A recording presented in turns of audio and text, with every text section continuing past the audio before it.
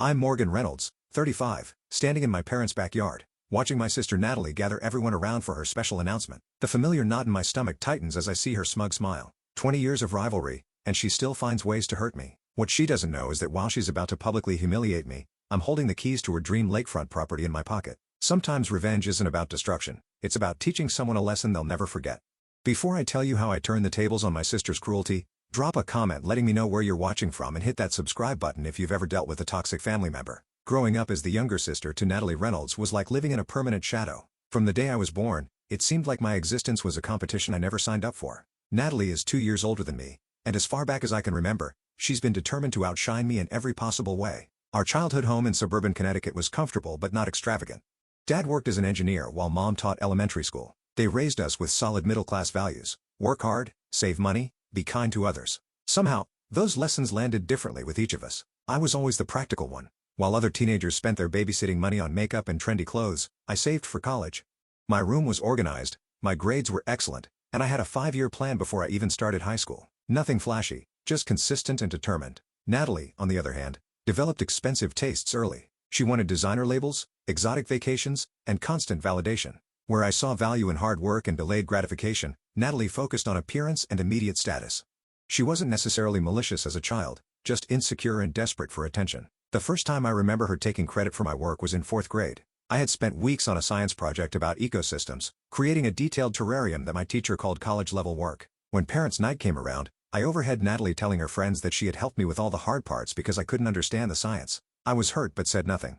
That became our pattern: her taking, me retreating. By high school, the dynamic was firmly established. Natalie would find ways to diminish my achievements or claim them as her own.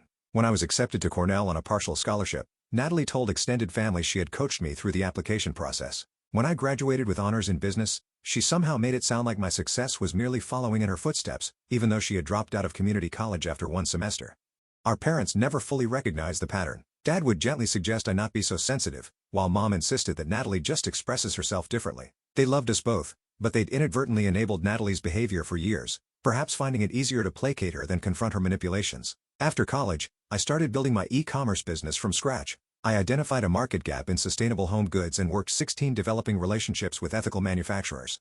The first 2 years were brutal. I lived on ramen noodles in a tiny studio apartment, pouring every penny back into the business. Natalie, meanwhile, bounced between retail jobs, always quitting when they became too demanding or beneath her talents. Then my business took off. By year 3, I had 10 employees and had tripled my revenue.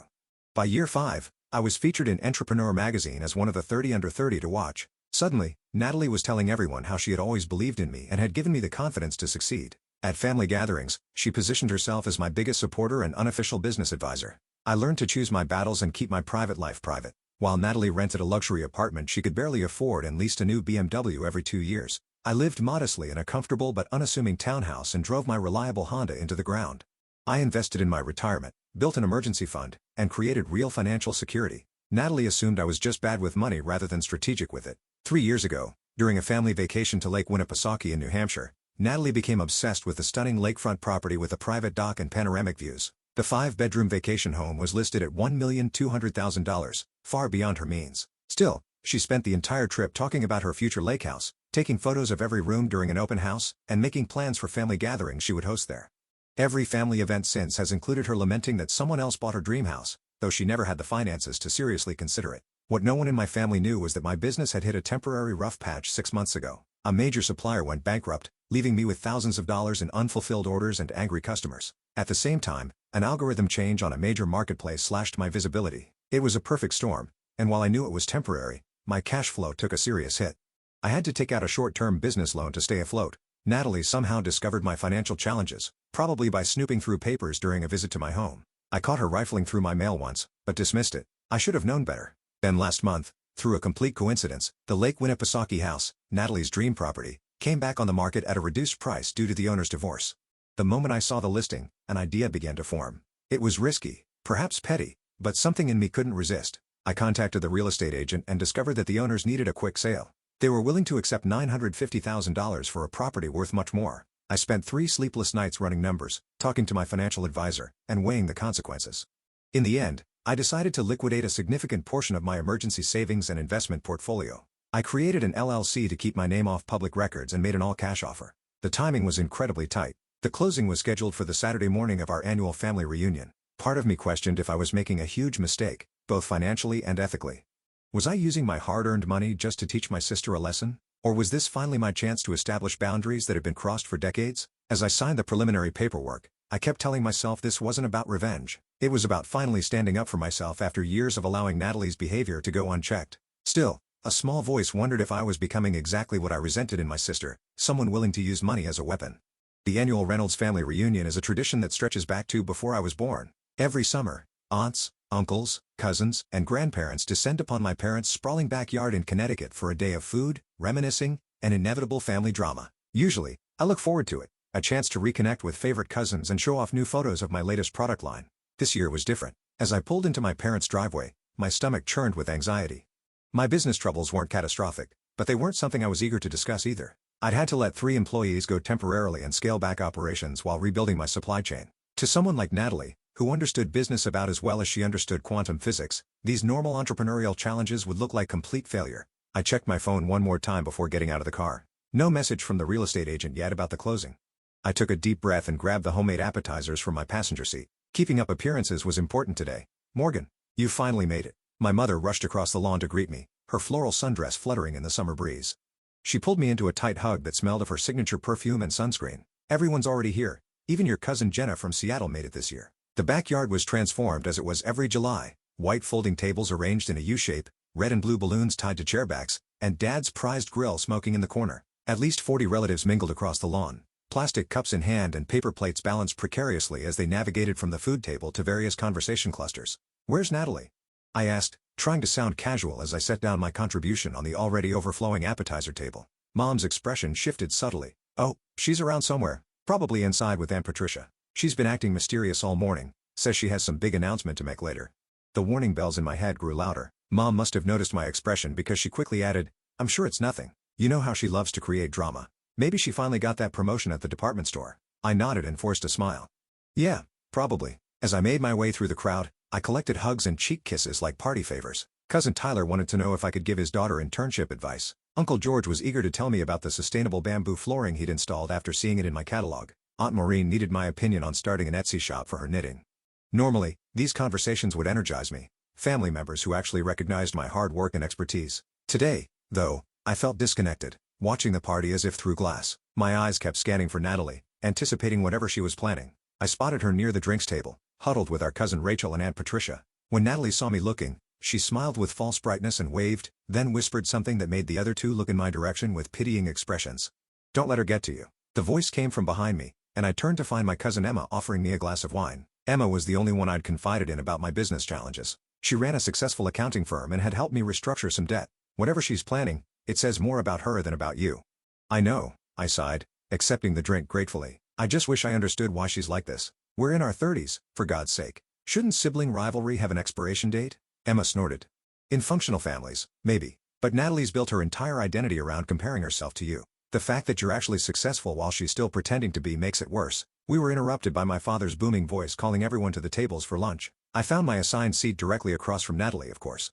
Mom's seating charts always seemed designed for maximum dramatic potential. Natalie was already holding court at our table, describing her recent weekend trip to the Hamptons, courtesy of a friend whose name she conspicuously avoided mentioning. Her outfit screamed, "Trying too hard," a designer dress that still had the security tag hastily removed. She'd almost certainly wear it once and return it, and sunglasses worth at least 2 of her car payments perched on her head. "Morgan," she exclaimed when I sat down, with the exaggerated enthusiasm of someone performing for an audience. "I was just telling everyone about this amazing investment opportunity I've been considering. Real estate is where the real money is, don't you think?" The pointed question made my chest tighten. Did she already know about the lake house? No, that was impossible. The paperwork wasn't even finalized yet. "It can be," I answered neutrally, serving myself some potato salad, "if you know what you're doing." She leaned forward, lowering her voice to a stage whisper audible to everyone nearby. "Well, I've been doing some research on financial stability. It's so important to diversify before a major market downturn. Some businesses just aren't built to weather economic storms, you know?" Several relatives shifted uncomfortably, clearly sensing the barb beneath her words. I felt heat rising to my cheeks, but kept my expression neutral as I took a deliberate sip of wine. I wouldn't give her the satisfaction of a reaction. The lunch progressed with increasing tension. I noticed more family members giving me those same pitying looks. Cousin Derek asked with suspicious casualness how business was going these days, while Aunt Patricia suggested she knew someone hiring administrative assistants if I was looking for something more stable. By the time dessert was served, I was mentally exhausted from maintaining my composure. I excused myself to the bathroom, needing a moment alone.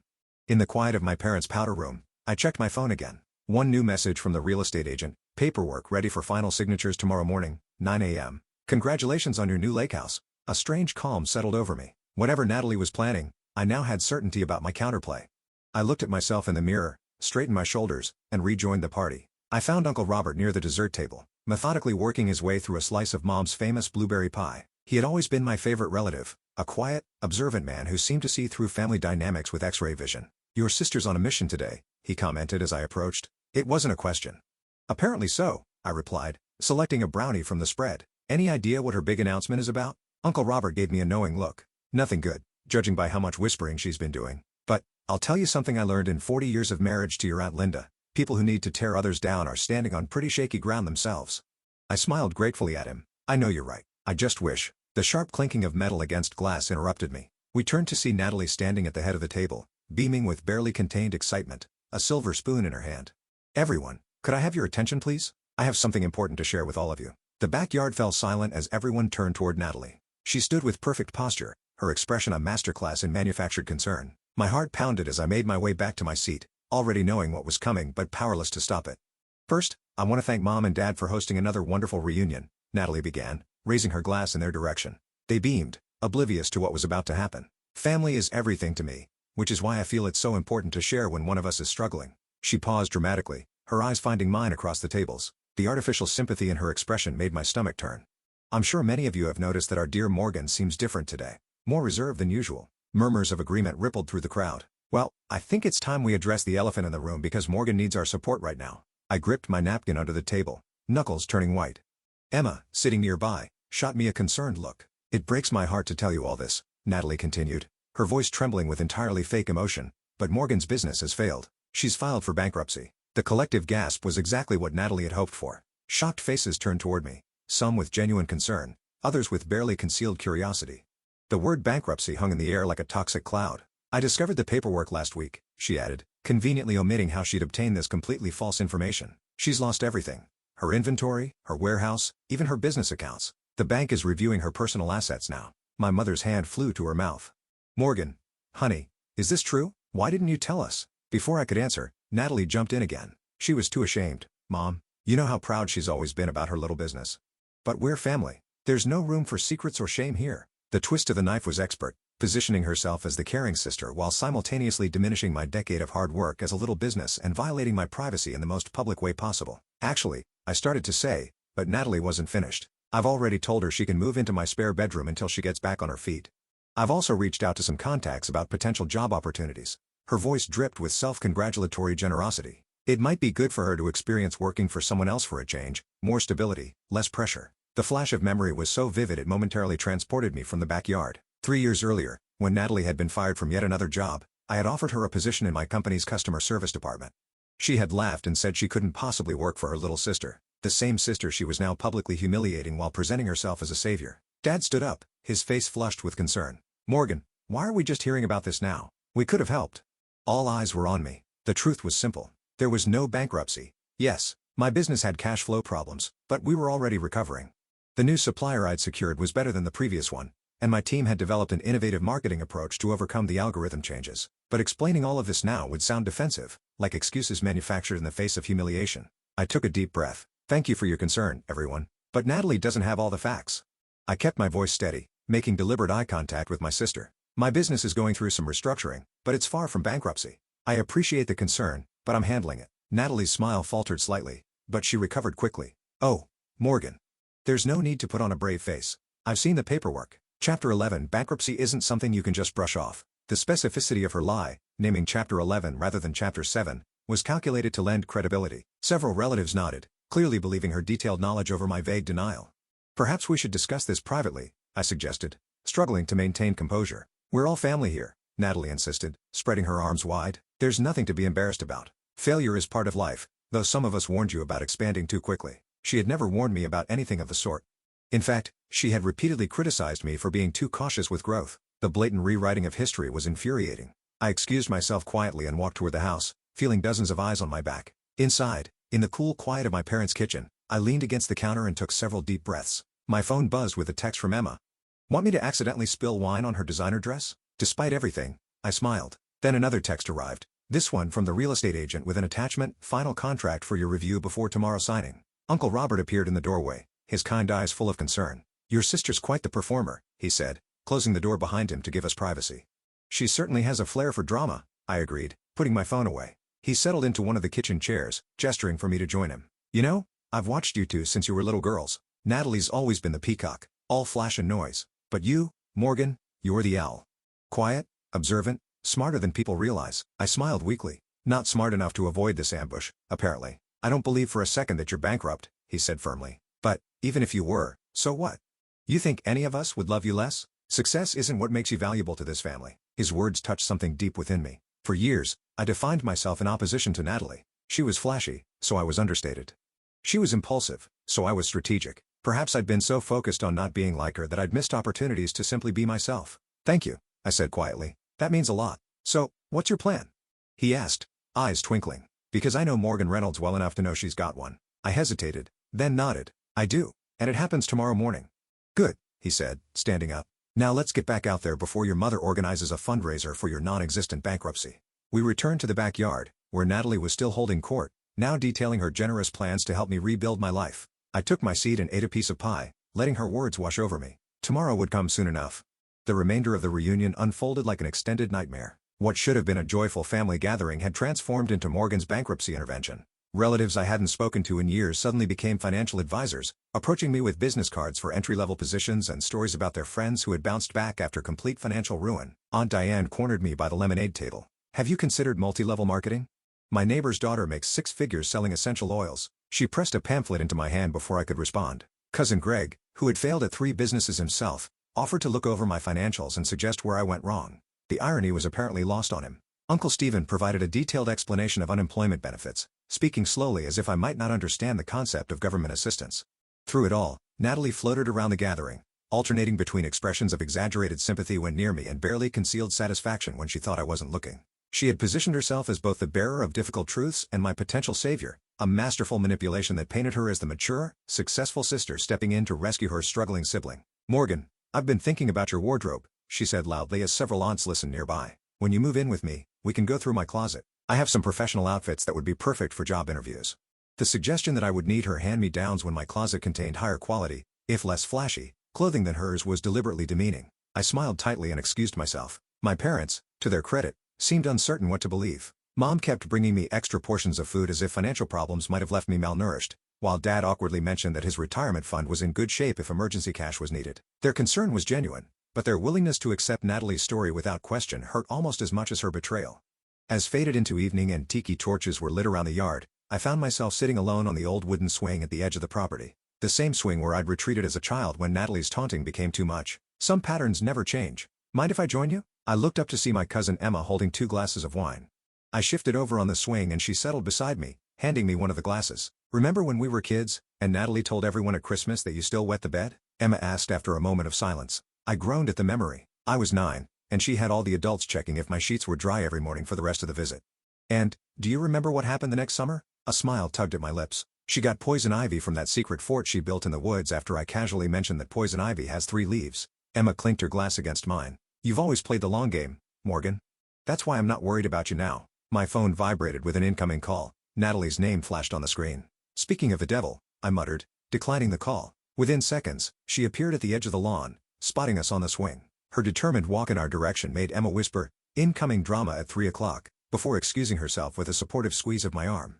Natalie took the vacated spot, her designer dress incongruous on the rustic swing. Up close, I could see the strain beneath her perfect makeup, tiny lines of tension around her eyes, the slightly too rigid smile. "You're avoiding me," she said, feigning hurt. "Can you blame me? Don't be so sensitive, Morgan.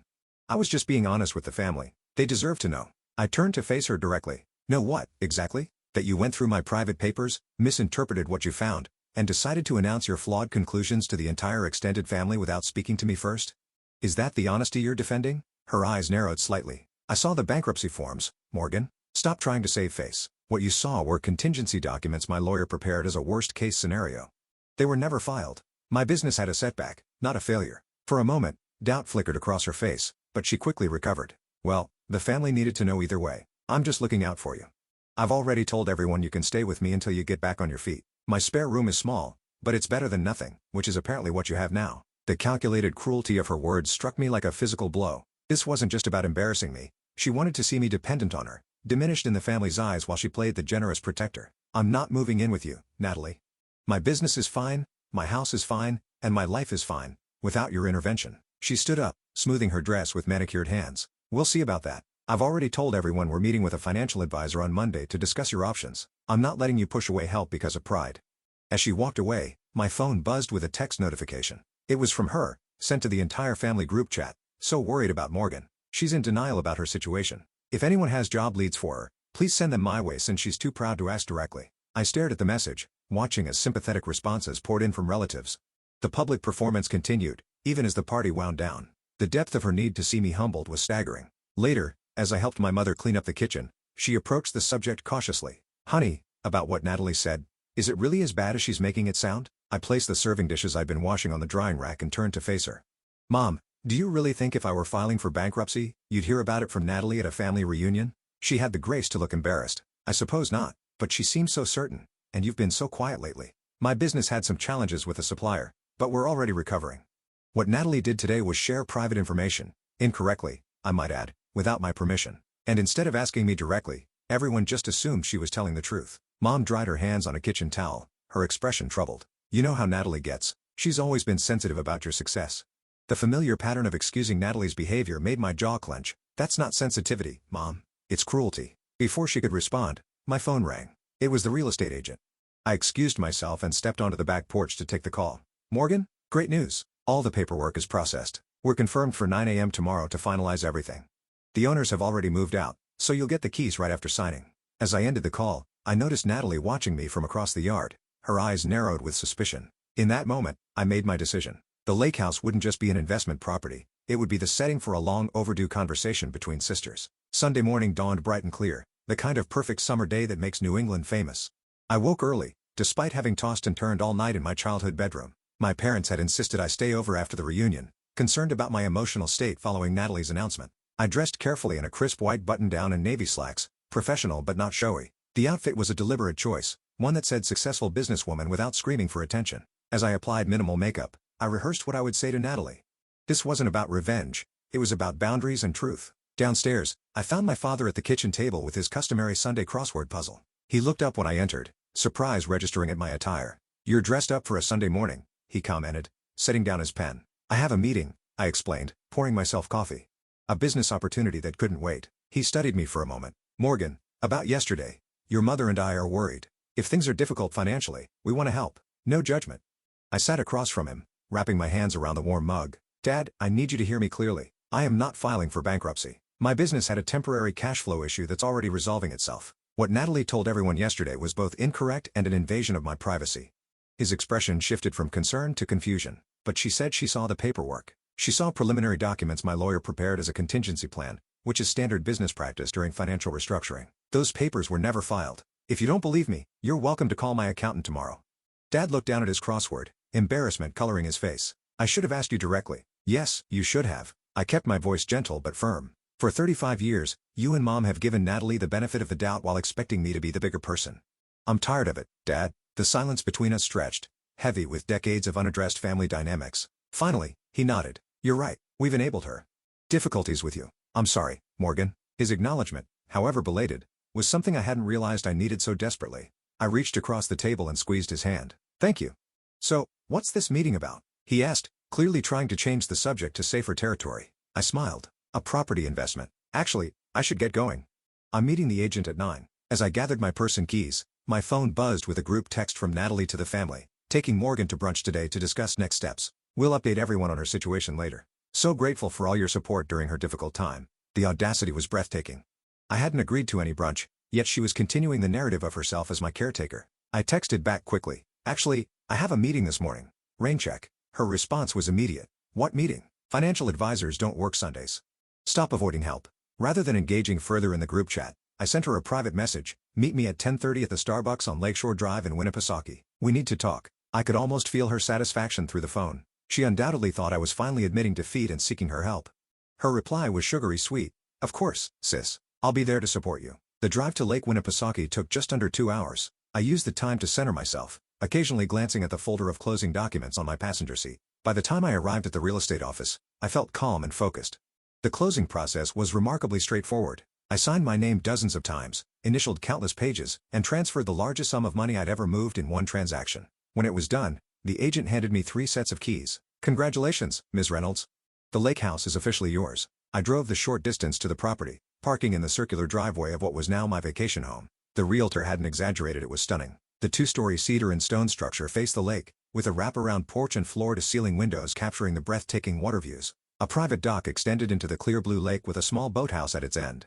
I unlocked the front door and stepped inside. Hardwood floors gleamed in the sunlight streaming through the windows. The previous owners had left some furniture. A massive stone fireplace dominated the great room, flanked by built-in bookshelves and comfortable seating. The kitchen featured high-end appliances and granite countertops. Upstairs, the master suite offered panoramic lake views and a spa-like bathroom.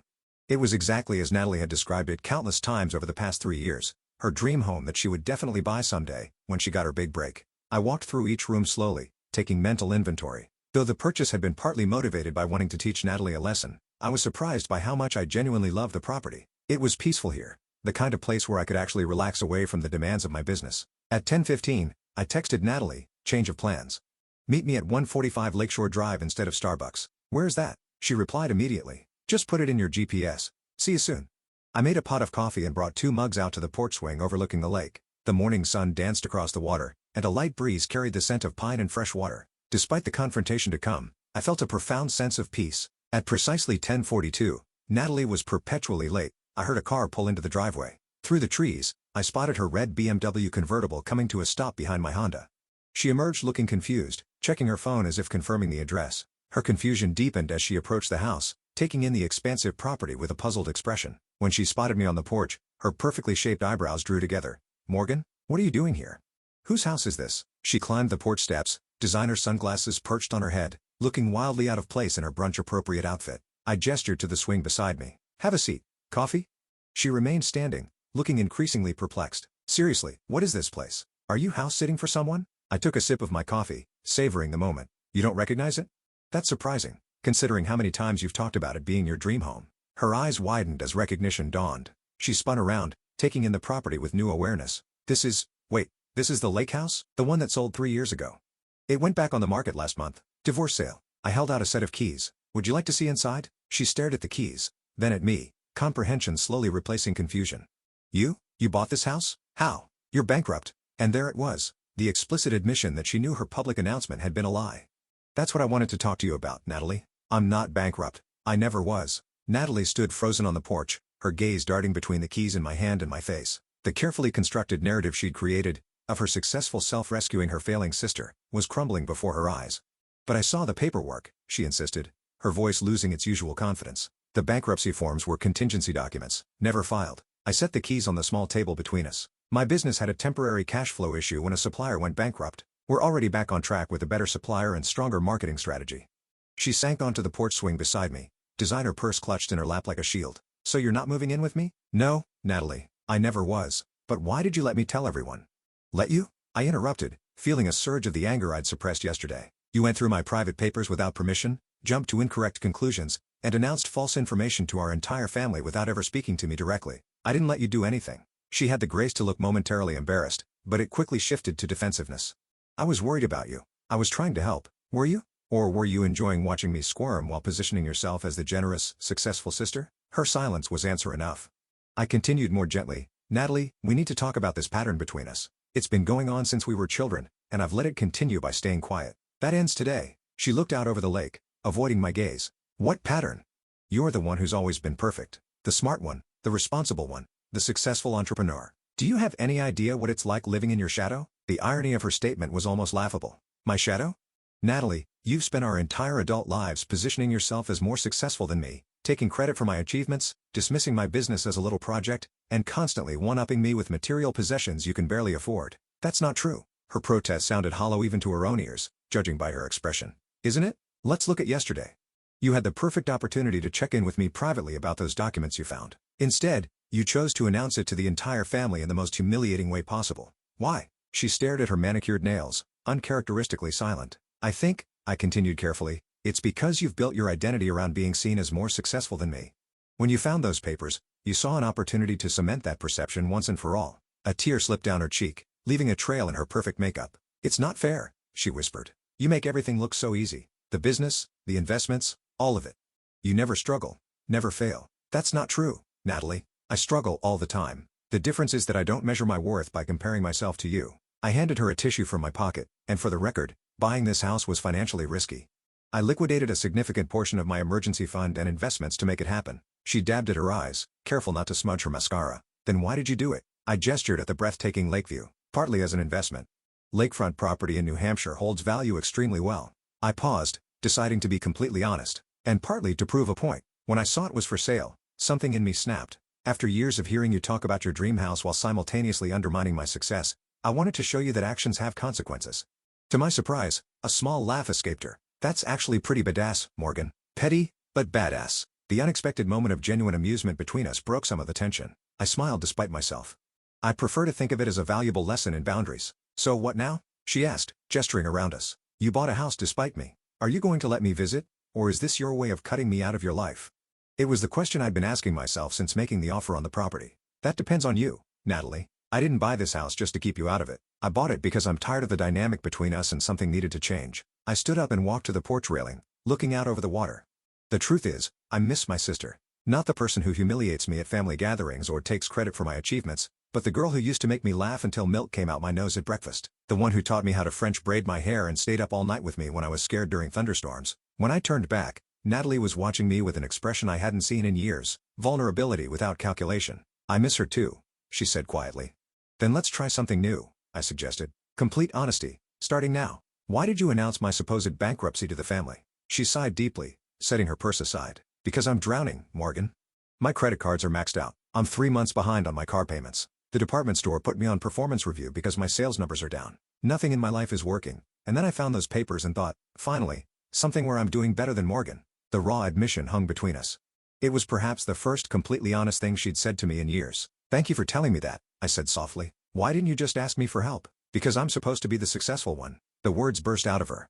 I'm the older sister. I'm supposed to have it all figured out by now. How could I admit that my little sister has a real business while I'm still folding sweaters at a department store at 37? I sat back down beside her. Natalie, success isn't just about money or job titles. And it's definitely not a competition between sisters. Easy for you to say when you're winning, she muttered, but without real malice. Am I? I work 70-hour weeks. I haven't taken a real vacation in 5 years. My last relationship ended because I was always at the office. There are plenty of ways I'm not winning at life. She looked surprised, as if the idea that my life wasn't perfect had never occurred to her. I guess we both created narratives about each other that aren't completely true. Exactly. So here's my proposal. This house has 5 bedrooms. One of them is mine. Another could be yours, on some conditions. Her eyes widened. You let me use the lake house? After what I did, if, I emphasized, you agree to some ground rules. First, no more public humiliation or taking credit for my achievements. Second, we start being honest with each other about our finances, our struggles, everything. Third, you tell the family the truth about your announcement yesterday. She winced at the last condition. They'll think I'm terrible. They'll think you made a mistake. And if you own it, they'll respect your honesty. She considered this, then nodded slowly. And in return, I get to use this gorgeous house sometimes? More than that, I said. You get a chance for us to be real sisters again, not competitors. And, I added, I'll help you get your finances under control if you want. No judgment, just practical support. For a moment, I thought she might reject the offer out of pride. Then her shoulders relaxed, and, for the first time in years, I saw my actual sister, not the performance she usually put on. I'd like that, she said simply. I extended my hand. Then we have a deal? She ignored my hand and pulled me into a tight hug instead. Deal, she whispered against my shoulder. As we separated, I picked up the keys from the table and placed them in her hand. Why don't you give yourself the tour? I'll make some more coffee. While Natalie explored the house, exclaiming over features she'd coveted for years, I called my parents. It was time for the family to hear the truth from both of us. 2 weeks after the family reunion, we gathered again, this time at the lake house. The invitation had gone out to the entire extended family, surprising everyone with its joint signature. Morgan and Natalie Reynolds request the pleasure of your company. The spacious great room was filled with relatives, many still confused about what exactly was happening. My parents arrived first, Mom's eyes widening as she took in the property. Morgan, it's stunning, she breathed, walking straight to the wall of windows overlooking the lake. But I don't understand. When did you buy this? The morning after the reunion, I explained, accepting her hug. I'd been in negotiations for a few weeks before that. Dad examined the craftsmanship of the built-in bookshelves with appreciation. Not exactly the purchase I'd expect from someone filing for bankruptcy, he commented wryly. About that, I began, but was interrupted by Natalie's arrival. She entered carrying a tray of appetizers she'd prepared herself, another surprise for anyone who knew my sister's usual aversion to cooking. She had dressed differently today, still stylish, but noticeably less flashy than her usual attire. The designer sunglasses and statement jewelry were absent. As more relatives arrived, curiosity filled the room. Uncle Robert caught my eye from across the space and gave me an approving nod. Emma arrived with a bottle of champagne, whispering, "For the show I'm about to witness," as she handed it to me. When everyone had arrived, Natalie clinked a glass for attention. The room fell silent, many clearly expecting another dramatic announcement. She looked momentarily nervous, then squared her shoulders. "Thank you all for coming," she began. "I asked you here today because I owe you, and especially Morgan, an apology." The surprise in the room was palpable. Natalie Reynolds did not apologize, ever. "At the family reunion, I told you all that Morgan had filed for bankruptcy. That was untrue." Her voice trembled slightly, but she continued. "I found some contingency paperwork her lawyer had prepared during a business restructuring, jumped to conclusions, and then I chose to announce those conclusions publicly without discussing it with her first." Our mother gasped softly. Aunt Patricia whispered something to Uncle George, but Natalie wasn't finished. "The truth is, Morgan's business had a temporary setback that she was already resolving successfully. She is not bankrupt, not even close. In fact," she gestured around us, "she purchased this lake house the very next morning." Murmurs of confusion and surprise rippled through the gathering. "I think many of you know this is the property I've talked about wanting for years," Natalie continued. "When Morgan bought it, I initially felt, well, angry and jealous, to be honest. But it made me realize something important. The competitiveness between us has been mostly driven by me, and it needs to stop." I stepped forward to stand beside her, a united front for perhaps the first time in our adult lives. "We wanted to invite you all here today," I added, "to clear the air and start fresh. This house isn't about rivalry or revenge. It's going to be a gathering place for our family." Natalie nodded. "Morgan has generously offered to let me use it too, despite my behavior. That's the kind of sister she's always been, the kind I want to become." The authenticity of her words touched something deep within me. This wasn't the performative Natalie I'd grown used to. This was my actual sister, vulnerable and genuine. Dad was the first to respond, clearing his throat emotionally. "I think I speak for everyone when I say we're proud of both of you. This kind of honesty takes courage." The tension in the room dissolved into relieved conversation. Relatives approached us, some to express support, others to sheepishly admit they'd been too quick to believe the bankruptcy story. Uncle Robert gave each of us a bear hug, whispering about time in my ear. In the months that followed, change didn't happen overnight. Old habits occasionally resurfaced. Natalie sometimes slipped into competitiveness, and I sometimes withdrew rather than confronting issues directly. But the foundation had shifted. With my guidance, Natalie developed her first real budget and started addressing her debt. She found a job in retail management that better utilized her people skills and fashion knowledge.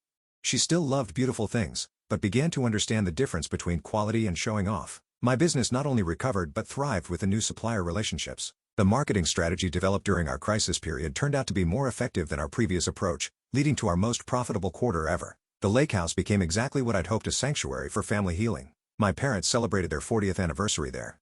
Cousins brought their children for summer weekends. Natalie and I established a tradition of monthly sister weekends, gradually rebuilding our relationship conversation by conversation. During one such weekend, as we sat on the dock watching the sunset, Natalie turned to me. "You know, you could have used this house to punish me. You had every right to after what I did." I considered this, dipping my toes in the cool lake water. That was never the goal. I was angry when I made the offer, yes, but deep down, I think I was trying to break the pattern we'd been stuck in for decades. "Well, it worked," she said with a small laugh. "Nothing bursts a person's superiority bubble quite like watching their bankrupt sister buy their dream house."